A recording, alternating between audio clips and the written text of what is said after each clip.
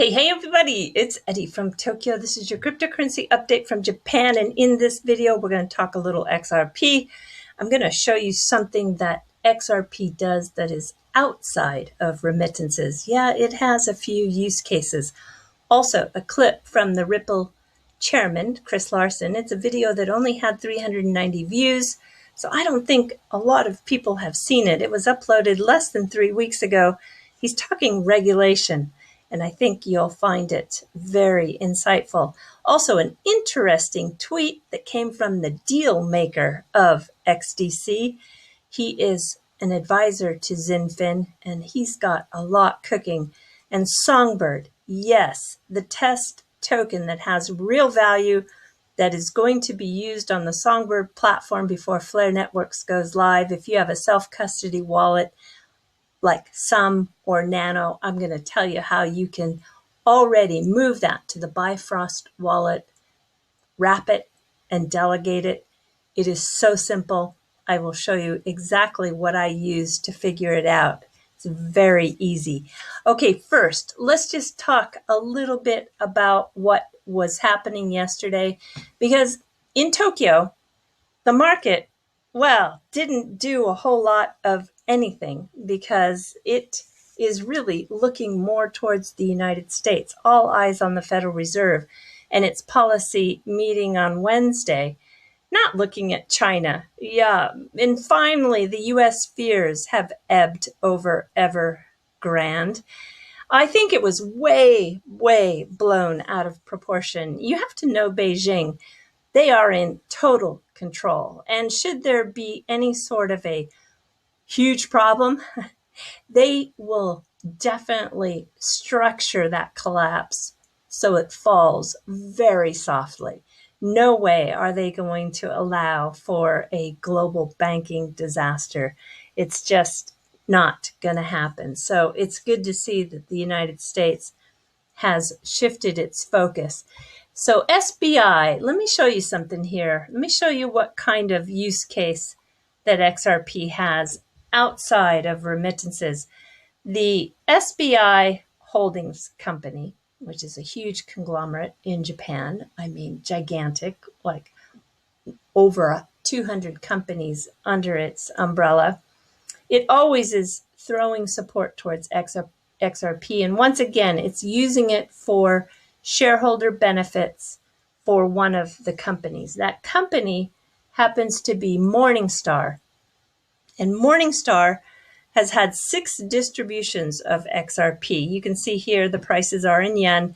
The first distribution was as low as 18 yen, which is about 15 cents US. And now the latest distribution was at 95 yen, which is about 90 cents in US dollars. So you can see that the shareholders are very, very happy. It does also function as a store of value. And keeping with XRP, this is that video that I was talking about. Yeah, only 390 views uploaded on September 3rd. And it's about an hour long. It's very real talk by Ripple chairman Chris Larsen. And I put a link to the 2-minute clip that I took out on my Twitter feed.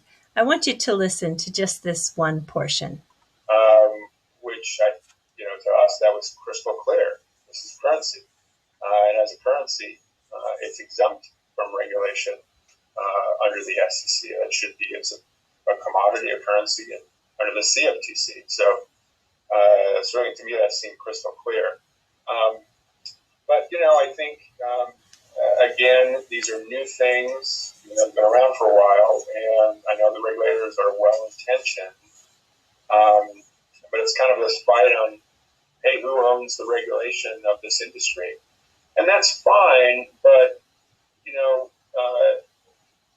what they should be doing is make clear new rules. These are new technologies, and I think a bit of the problem is when trying to fit something like blockchain and interoperability protocols, cryptocurrencies, trying to fit that into rules that were established, 7 decades ago.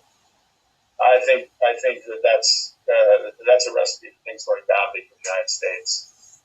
So I think the hope is that we get really clear rules that protect consumers and innovators.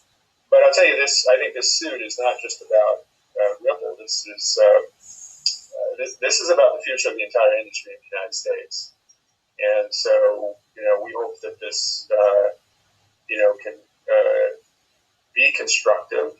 But we'll have to see. We'll have to see where it ends up. But it's been very perplexing and very disappointing of U.S. leadership in such an important technology, which is now, this is a $2 trillion industry and growing rapidly. So we gotta get our act together. Oh, yes, that's some real talk. All right, let's flip it over to XDC. I want to bring your attention to the real deal maker here. That's Andre Casterman.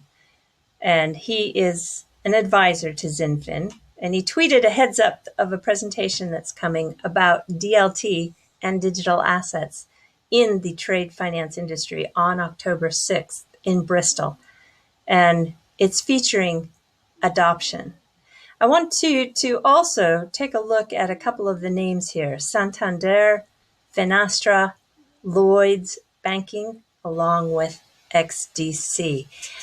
I often go to the LinkedIn pages and I look to see who is liking those posts. And the reason why is because more of the industry network people, as opposed to public that just might randomly see it on Twitter, the people inside the network are the ones that I pay attention to. And that particular posting received a like from the senior manager of Swift Trade Finance and Payments, also the head of finance, Trade Finance Finastra in London, and the director Trade Finance of Lloyds Bank.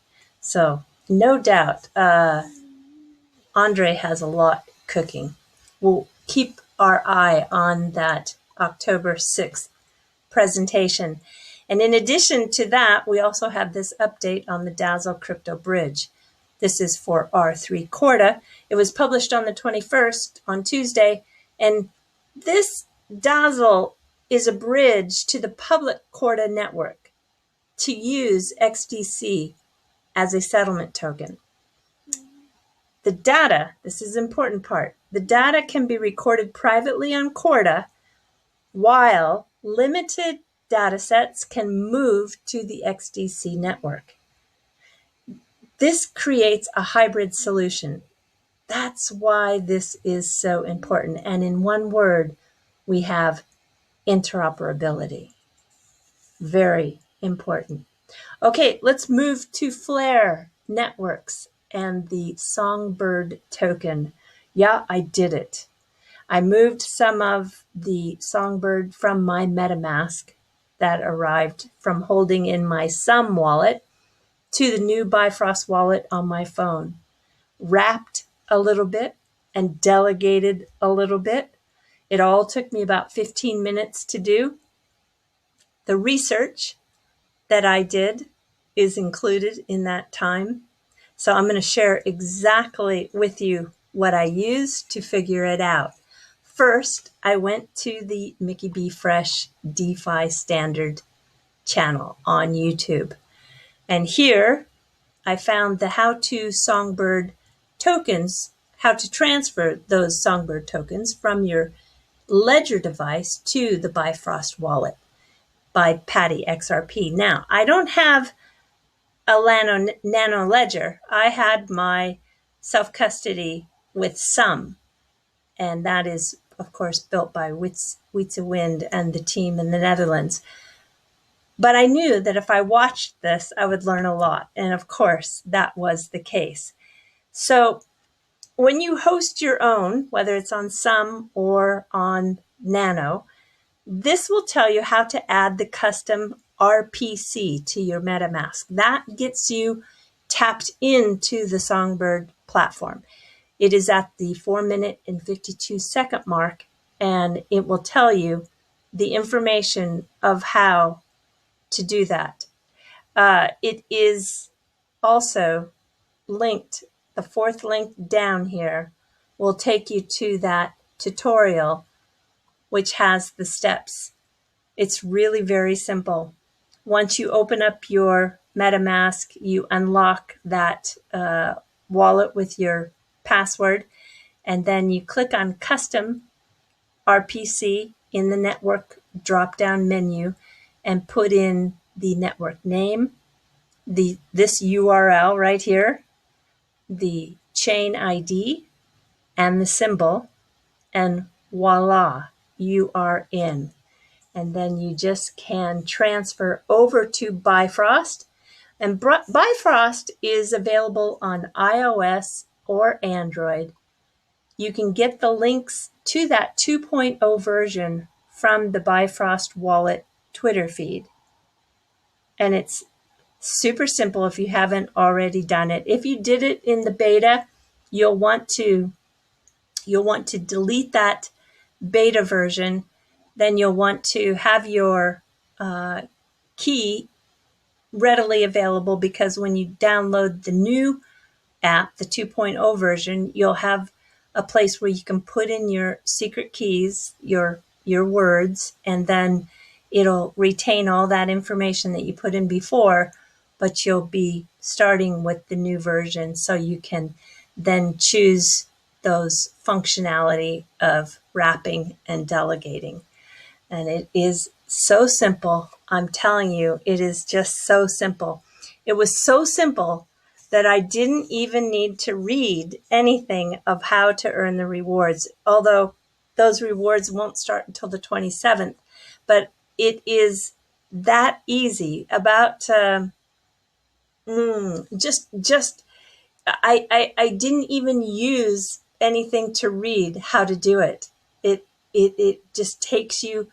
It naturally tells you how to choose from a drop-down menu of all of the signal providers.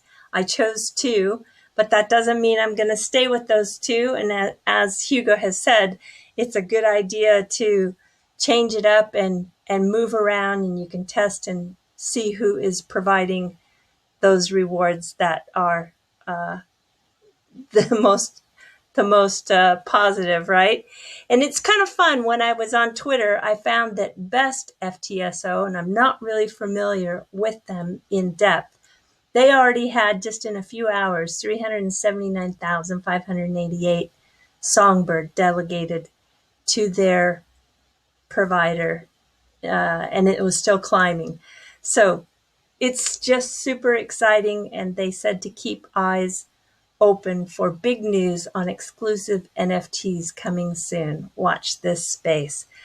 Oh, it's going to be a really fun fall. I just know it's going to be a really fun fall. So I'm sure you'll be able to do it, because if I can do it, anybody can do it. Okay, everyone, we're jumping to the fluff. And this is, well, the Odawara Castle. This is in the city of Odawara, and it was a castle domain, and the city is bringing back the ninja training. The ninja protected this castle 4 centuries ago, and I think that the clan known as Fuma was one of the most stealthy of all the ninja. They lived in the mountains. They were so undercover. And they did so for about 100 years, supporting those samurai of the Hojo clan who controlled this castle at that time. The city is going to have 20 once-a-week training sessions. You don't have to be of any age. You can be of any gender. And the applications are going to be taken until the 27th of September. After the applications go in, only 15 people will be chosen. How about that?